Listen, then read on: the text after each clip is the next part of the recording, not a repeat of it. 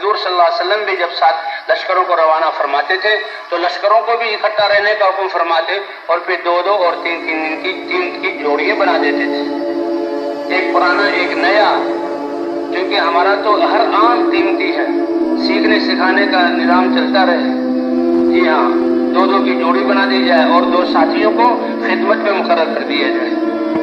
یہ خدمت کا نظام ہی یہ بھی صحابہ کی سیرت سے ملتا ہے۔ حضرت عقبہ بن عامر رضی اللہ عنہ فرماتے ہیں کہ میں اپنے قبیلے اور علاقے سے ہم 12 آدمی کی جماعت حضور صلی اللہ علیہ وسلم کی خدمت میں آئی کہ مسجد نبوی میں آ کر آپ سے علم سیکھیں، تو صحابہ نے بھی کہا 2 کو ہمیں اونٹ کی خدمت میں مقرر کر دیا کہ بھئی ہر ایک اپنے اونٹ کو باندھے، کھولے، چرائے، پانی پلائے، تو سارا وقت اس میں لگ جائے گا، اس لیے 10 حضور کی خدمت میں آ جائے اور 2 خدمت کریں۔ ہم نے اونٹوں کو چرایا اور ان کی ساری خدمت کی، اور شام کو جب اونٹوں کو لے کر آئے تو پھر ہمارے دل کا جذبہ کہ میں بھی حضور کی مجلس میں چلا جاؤں، اور وہ آ کر حضور کی مجلس میں بیٹھے۔ اللہ کے رسول کیا بیان فرما رہے تھے؟ اللہ کے رسول یہ کہہ رہے تھے کہ جو مسلمان اچھی طرح وضو کرے اور وضو کر کے 2 رکعت نماز پڑھ لے خشوع خضوع کے ساتھ، تو اس وضو اور نماز پڑھنے پر اللہ تعالیٰ اس کے لیے جنت کو واجب کر دیں گے۔ کیا عمل ہے اس مسلمان، 2 رکعت نماز! تو کہتے ہیں میں تو بڑی خوشی ہوئی، میں بڑا محظوظ ہوا ہوا، اللہ کے رسول صلی اللہ علیہ وسلم نے کتنی پیاری حدیث بیان کر دی اور مجھے یاد ہو گئی۔ تو میرے ایک طرف ایک شخص بیٹھے ہوئے تھے، وہ کہنے لگے معلوم ہوتا ہے تم ابھی آ کے بیٹھے ہو اور اس فضیلت کو سن کر تم بڑے خوش ہو رہے ہو، تم نے پہلی بات نہیں سنی اللہ کے رسول نے کیا بتایا؟ کہا آپ بتائیے وہ کیا ہے؟ کہ اللہ کے رسول نے کہا ایمان والا تو یہ تو وضو کر لیا نفل پڑھنے کے بعد یہ ہے، بلکہ اس سے پہلے حضور نے فرمایا کہ نماز پڑھنے کے لیے مسلمان جب وضو کرتا ہے اور اچھی طرح وضو مکمل وضو کرتا ہے اور وضو کرنے کے بعد یہ کہتا ہے اشہد ان لا الہ الا اللہ، اور ایک روایت میں وحدہ لا شریک لہ واشہد ان محمدا عبدہ ورسولہ یا محمد رسول اللہ، یہ پڑھتا ہے تو اللہ اس کے لیے جنت کے 8 دروازے کھول دیتے ہیں، اس دروازے چاہے وہ داخل ہو جائے۔ تو ایسے باری لگتی 2 ساتھیوں کو خدمت میں، اور یہاں سے جی ہاں بس اڈے تک اسٹیشن تک چلنا، راستے کے دائیں طرف چلنا، سیکھتے سکھاتے چلنا، نظم اور ترتیب کے لیے ساتھیوں سے ایک طرف کا کرایہ اور ایک وقت کے کھانے کے پیسے جمع کر لیے جائیں، ذمہ دار ساتھی 2-3 ساتھیوں کے پاس رکھے، ایک ساتھی کے حوالے نہ کرے، اور خدمت والوں کو حسب ضرورت دیتا رہے۔ یہاں سے بس اڈے تک اور جہاں ریل گاڑی کے اسٹیشن تک پیدل جانا، اور جب وہاں پہنچ ہمارا کام تو شروع ہو گیا۔ لوگ جو دنیا کے سفروں میں جاتے ہیں وہ تو انتظار کرتے کب وہاں پہنچیں گے، کب مارکیٹوں میں جائیں گے، کب فلاں مجلس میں شریک ہوں گے، ہمارا کام شروع ہوگا۔ اور یہ اتنا مبارک کام ہے کہ یہاں میدان میں بیٹھے ہوئے بھی ہمارا کام شروع ہے، راستے پہ چلتے ہوئے بھی سب سے دنیا کا عظیم ترین نبیوں والا کام کرتے رہیں، اور اس انتظار کی گھڑی میں بھی ہم سب سے طاقت اور عمل دعوت یہ عمل کرتے رہیں۔ بھائی کر سکتے ہیں کہ نہیں کر سکتے؟ ہمارا کوئی سانس ضائع نہ ہو،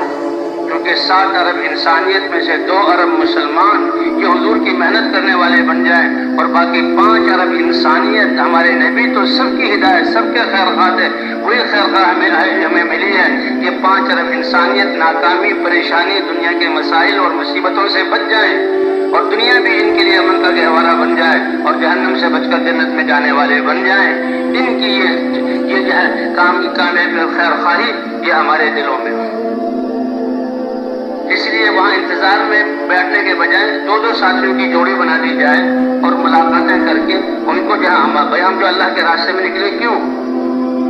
انسان کامیابی چاہتا ہے، کامیابی اللہ کے خزانوں سے ملتی ہے، کامیابی کا راستہ اللہ کا مبارک دین ہے، پورا ضابطہ حیات، اور یہ دین کو اللہ نے نبیوں کی محنت سے جوڑا ہے، اور ختم نبوت کی وجہ سے اللہ نے امت ہوتے ہوئے نبی والا ہمیں کام دیا ہے۔ اس کے بارے میں پوچھ ہوگی، فضائل سنا کر ان کو تیار کیجیے۔ فضائل ایسی بڑی طاقت ہے کہ یہ لاکھوں کا مجمع جو 3 دن سے یہاں بیٹھا ہوا ہے، اعمال میں شریک ہے، تو یہ فضائل ہی کی بنیاد پر ہے۔ تو یہ کریں گے نا تیار انشاءاللہ، 2 ساتھی۔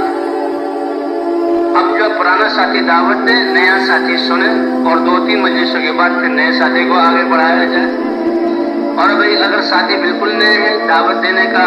موقع نہیں بن رہا، تو تعلیم جہاں شروع کر دی جائے، اللہ اور اللہ کے رسول کی بات ہے ان کو قریب کر لیا جائے۔ اب تعلیم کے ذریعے تعلیم کا مقصد کیا ہے کہ اللہ کے احکام کی عظمت اور اس پہ جہاں کیے ہوئے اللہ کے وعدے وہ سنائے جائیں، تاکہ انسان جو ہے ان اعمال کی رغبت اور تعلیم کی وجہ سے ہمارے اعمال شاندار ہو جائے، فضائل کے شوق میں ہم کرنے والے بنے۔ تو نماز کے فضائل سنائے، تعلیم کی کتابیں ہماری فضائل اعمال ہیں، فضائل صدقات ہیں، رمضان کے قریب فضائل رمضان ہے، حج قریب آئے ہوئے فضائل حج ہے۔ کہ دیکھو اللہ نے دنیا آخرت کی زندگی بنانے کا وعدہ ان اعمال پر کیا ہے، تو ان اعمال کو علماء سے سیکھنا، ان اعمال کو کرنا، فضائل کی برکت سے یہ امت یہاں قربانیوں پر ان اعمال پر آئے گی۔ تو پھر تعلیم کر کے یہ نہیں کہ تعلیم کرا کر دعا کر دی، بلکہ یہی کہ یہ اعمال ہماری زندگیوں میں کیسے آ جائیں، اس کے لیے حضور صلی اللہ علیہ وسلم والی محنت کی ضرورت ہے، اور یہ محنت ختم نبوت کی وجہ سے ہمارے ذمے ہے، ان کو بتایا جائے کہ اسی لیے ہم اللہ کے راستے میں نکلے ہیں۔ اب اس سواری کے آ جانے پر 2 ساتھی خدمت میں وہ ٹکٹ لے لیں، اور جہاں سب بس ہے تو بس والوں سے بات کریں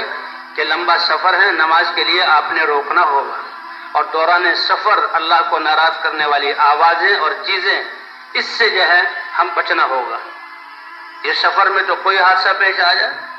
اللہ حفاظت سے رکھے، تو ان سے نماز کے بارے میں بات کی جائے۔ اور اسی طرح ریل گاڑی میں ٹکٹ لے کر ہر ساتھی کو اس کا ٹکٹ دے دیا جائے، اور گاڑی آئے تو وہی ساتھی جہاں جس ڈبے کا ٹکٹ ہو اس میں سوار ہوں۔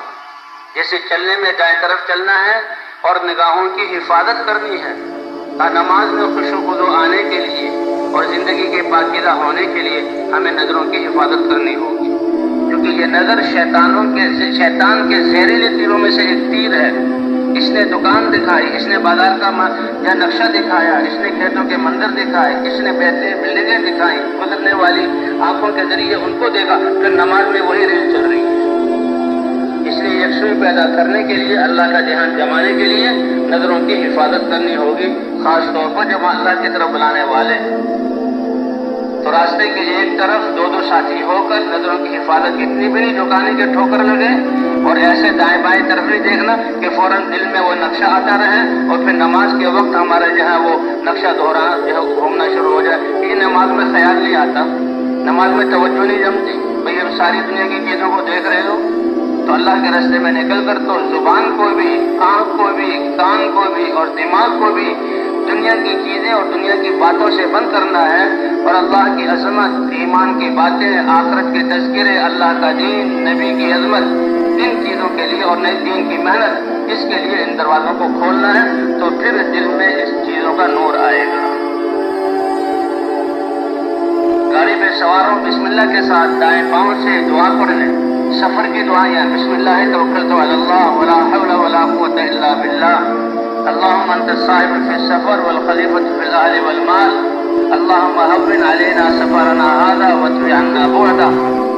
کون سا وہ عمل ہے جس میں حضور نے دعا نہ بتلائی ہے، اور یہ پاکیزہ ان دعاؤں میں اللہ کی حمد بھی ہے جو اس نعمت کے بڑھنے کا ذریعہ بنے گی۔ حضور کی بتائی ہوئی دعاؤں میں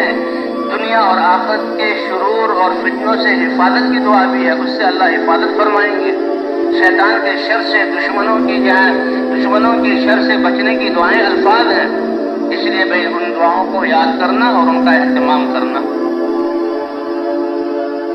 سوار ہوتے ہوئے بسم اللہ پڑھ کر سوار ہوں، جب بیٹھ جائیں سواری پر تو سبحان الذی سخر لنا ھذا وما كنا له مقرنین۔ کہتے انسان اپنے گھر سے یا اپنے ٹھہرنے کے مقام سے نکلے،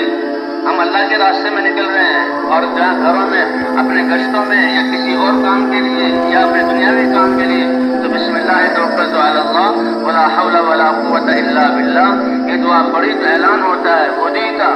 تمہاری اللہ کی طرف سے صحیح رہنمائی کر دی گئی، وہ کفیت، جس مہم کے لیے جا رہے ہو اللہ کی طرف سے تمہاری کفایت کر دی گئی، وہ وقیتا، اس میں ساری ناگواریوں سے تمہیں بچا لیا گیا، وتنحى عنك الشیطان، اور اس دعا کی برکت سے اللہ نے شیطان کو بھی تم سے دور کر دیا۔ بسم اللہ پڑھ کر کھانا کھائیں گے، دائیں ہاتھ سے کھائیں گے، بسم اللہ، اللہ کے نام کی برکت سے ان کھانوں کی مضرتوں سے اور بیماریوں سے اللہ حفاظت فرمائیں گے، اور کھانا کھا کر الحمدللہ الذی اطعمنی ھذا ورزقنی من غیر حول منی ولا قوہ، اور کپڑا پہننے کے بعد الحمدللہ الذی کسانی ھذا ورزقنی من غیر حول منی ولا قوہ، اللہ کی حمد بھی بیان ہوگی، ایمانی کلمہ بھی کہہ دیا جس سے ایمان زیادہ ہوگا، اور اللہ فرماتے ہیں اے میرے بندے بندی تم نے یہ میرا شکر ادا کیا، کھانا کھانے پر اور کپڑے کی نعمت پر میری طرف نسبت کی، میں نے بھی تمہارے گناہوں کو بخش دیا۔ یہ تو پوری زندگی عبادت والی بنی، کون سا وقت ہمارا ضائع ہوگا؟ اب بھائی بس میں بیٹھ جائیں، گاڑی میں بیٹھ جائیں تو اب سارے ان ساتھ جو ہے ان ساتھ دو کر کے ساتھیوں کو پھیلا دیا جائے اور انفراد دعوت۔ اللہ کے راستے میں نکلنے والے اعمال کیا ہیں؟ سب سے پہلے تو بھائی دعوت دینا ہے، مخلوق سے خالق کی طرف اللہ کی عظمت بتلانی ہے، اور اسباب سے اللہ کے احکام کی طرف، کہ کامیابی اللہ کی طرف سے ملتی ہے احکام کے ذریعے، اور دنیا سے آخرت کی طرف، یہ ہماری دعوت کے عنوان ہیں۔ اور اس کے لیے اللہ کے راستے میں نکلنا، گاڑی میں اب جہاں دور کا سفر ہے تو وہی بالٹی میں یا پانی وغیرہ کینوں میں رکھنا تاکہ بعد میں پانی ختم ہو جاتا ہے، باوضو رہنا، اور اگر گاڑی کسی اسٹیشن پر بڑی زیادہ نہیں رکتی، تھوڑی رکتی ہے تو پھر اترنا نہیں، گاڑی ہی میں دروازوں کے پاس جگہ ہوتی ہے، اذان دے کر جماعت کے ساتھ چاہے 3 ساتھی جماعت کریں نماز پڑھنا، اور وہی انفرادی دعوت دینا۔ اس کے بعد جہاں ہم گئے ہیں وہاں مقام پہ پہنچے ہیں،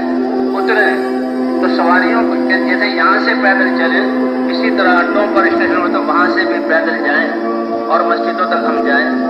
اگر بس سے اترے ہیں اور روڈ سے گاؤں ذرا ایک طرف ہے تو ساتھیوں کو تھوڑا سا بھائی کسی نے کوئی پیشاب وغیرہ کرنا ہو اپنے تقاضے سے فارغ ہو جائے اور پھر ساتھیوں کو جمع کر لیا جائے۔ سب سے بنیادی چیز تو یہ نیت ہے، اے اللہ تیرا کلمہ بلند ہو جائے، چاہے ہمارا سب کچھ لگ جائے، اور اے اللہ آپ ہم سے راضی ہو۔ ساتھی نکلے ہیں، سفر کی تھکاوٹ، سردی گرمی، کھانے پینے کا آگے پیچھے ہونا، یہ اس راستے کے تحفے ہیں کہ جن کی برکت سے اللہ کی رحمتیں اتریں گی۔ یہ کوئی پریشانی کی بات نہیں ہے۔ آخر دوسرے لوگ بھی تو سفر کر رہے تھے، دنیا والے آج ہمارے قربانی سے زیادہ قربانی کر رہے ہیں، لیکن ان کی قربانی کی کوئی قیمت نہیں، ان کے تو پاؤں پہ غبار پڑے اس کی بھی قیمت ہے۔ قیامت کے دن جب عرش کے نیچے خود بیٹھے ہوں گے لوگ اور وہ اپنے ممبروں پر، تو بعض لوگ ہوں گے وہ دیکھیں گے کہ ان کے اور عرش کے درمیان مشک کے ٹیلے ہیں، اور ایک ہوا چلے گی جو اس مشک کو ان کے جسم پر گرا کر سارے فضاؤں کو مشک جیسی خوشبو والا کر دے گی۔ وہ حیرانگی سے پوچھیں گے کہ یہ کیا ماجرا ہے، یہ اکرام کیوں ہے؟ فرشتے کہیں گے یہ اللہ کے راستے کی وہ غبار ہے جو تم اللہ کے راستے میں چلتے ہوئے اس کو برداشت کیا کرتے تھے، آج اللہ نے مشک بنا کر تمہارے جسموں پر ڈالا ہے۔ بس ساتھیوں کو جمع کر کے بستی والے جو گزر رہے ہیں ان کو بھی اور نیتوں کی تجدید ہو جائے کہ ہم اللہ کے راستے میں نکلے ہیں تاکہ ہم میں بھی اللہ کا کلمہ دین زندہ ہو جائے، اور بستی والوں میں بھی اللہ کا کلمہ اللہ ہم سے راضی ہو جائے، اور ایک ایک مسلمان حضور کی محنت کو حضور کے طریقے پر کرنے والا بن جائے۔ اس مذاکرے وقت بستی والوں کو بھی بلا لے اور بھائی پھر دعا مانگے۔ جب وہ یہ بات سنیں گے کہ اتنے مخلص لوگ اور اتنے بڑے عظیم مقصد کے لیے آئے اور دعا میں آنکھوں میں آنسو، اور ساری انسانیت کے لیے اور ان بستی والوں کے لیے اللہ راضی ہو جائے، اللہ کا دین زندہ ہو جائے، اللہ کی محنت کرنے والے دین کی محنت کرنے والے بن جائیں، اور اللہ ان کو دنیا آخرت کی کامیابی دے، تو ان کے دل ہمارے ساتھ جو ہیں وہ جڑ جائیں گے، ہم سے پہلے وہ لوگوں سب کو بتائیں گے۔ ہمارا تو ہر عمل کا آداب ہے۔ اللہ کے رسول صلی اللہ علیہ وسلم نے تو بیت الخلاء میں داخل ہونے کا بائیں پاؤں سے داخل ہو، اور بیت الخلاء میں داخل ہونے سے پہلے فلاں دعا پڑھ لو، اور قبلے کی طرف پیٹھ اور منہ کر کے نہ بیٹھو، تو کفار مذاق اڑانے لگے کہ تمہارا نبی تو اتنی باتیں، کہاں ہمارا دین ایسا پاکیزہ ہے کہ اللہ کی طرف سے نبی کو، اور نبی ہمیں یہ باریک باریک چیزیں بھی بتاتا ہے۔ ہمارا تو ہر امر اللہ کے حکم اور حضرت محمد صلی اللہ علیہ وسلم کی سنت کے مطابق، پھر دو کر کے نظروں کی حفاظت کرتے ہوئے ہم بستی میں داخل ہوں۔ مسجد میں جب چلے گئے، مسجد سے پہلے یہ اللہ کا گھر ہے، اللہ کے گھر کی عظمت، اور مسجد میں بیٹھنا یہ اللہ کی ہمنشینی میں بیٹھنا ہے۔ انبیاء کی مجالس مسجدیں ہوتی تھی، ہر متقی کا گھر مسجد ہے۔ مسلمان جب تک مسجد سے جڑا ہوا تھا اور یہ مسجد کی جو عبادت اور اعمال اس کا اہتمام کرنے والا تھا، تو اللہ کے دین سے جڑا ہوا تھا، اللہ سے جڑا ہوا تھا، اور جب اللہ سے جڑا ہوا تھا تو یہ پوری دنیا پر یہ غالب تھا۔ اس لیے مسجد کی عظمت، اور وہ اس راستے میں پرانے ساتھیوں کو بھی اطلاع ہو جائے، وہ آ جائیں یا ایک مسجد سے دوسری مسجد کی طرف جا رہے ہیں تو پہلے سے 2 ساتھیوں کو بتانا کہ جماعت آئے گی، پرانے ساتھیوں کو بلا لینا۔ اب مسجد میں داخل ہوتے ہی سب سے پہلے تو اپنے بستروں کو، اگر کوئی حجرہ ہے جماعتوں کے لیے یا کوئی جگہ ہے تو مسجد سے باہر ہی سامان کو مرتب کر کے رکھیں، اگر نہیں ہے تو بھی مسجد کے اندر ہی اپنے سامان کو بالکل مرتب کر کے چادر سے ڈھانپ دیں۔ اور مسجد میں یہ جو ہے گیس، بدبودار چیز، لہسن اور جو ہے یہ پیاز، ان چیزوں کو لے کر داخل نہیں ہونا، یہ باہر خدمت کا سامان باہر ہی رکھنا ہے۔ اور سب سے پہلے بھائی اگر خدمت میں مسجد کی صفائی اور وضو کی جگہ کی صفائی اور پانی بھرنے کی خدمت وہ کر لیں، اور پھر استنجا وضو کر کے سب سے پہلے وضو کر کے سب سے پہلے 2 رکعت ہر ایک ساتھی 2 رکعت نماز پڑھے اور اللہ سے مانگے، اے اللہ تیرے راستے میں نکلے ہیں تیرے دین کی محنت کو سیکھنے کے لیے، اور بستی والے تیرے دین پر کھڑے ہو جائیں ان کی ملاقاتوں کے لیے، اے اللہ اپنی منشا ہمیں ہم پر کھول دے اور اپنی چاہت کے مطابق، رضا کے مطابق ہمیں کام کرنے کی توفیق عطا فرما۔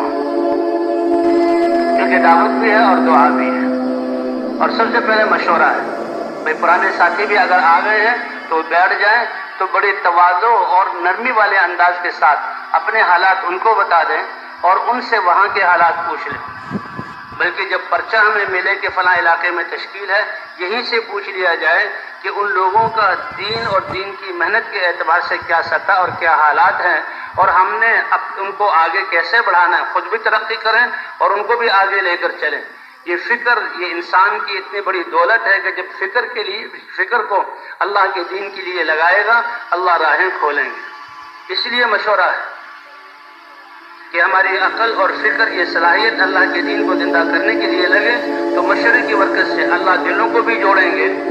اور ساتھ ہی آپس میں ایک دوسرے کے موافق بھی ہوں گے، اور اللہ اس مشورے کی برکت سے ہماری سمجھوں میں برکتیں عطا فرما کر دین کی محنت کی راہیں کھولیں گے۔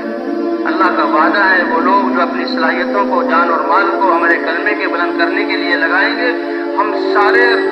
اپنے تک پہنچنے والے سارے راہوں کو دکھلا بھی دیں گے اور سمجھا بھی دیں گے اور ان پر چلا کر مقصود تک پہنچا بھی دیں گے۔ والذین جاہدوا فینا لنہدینہم سبلنا وان اللہ لمع المحسنین۔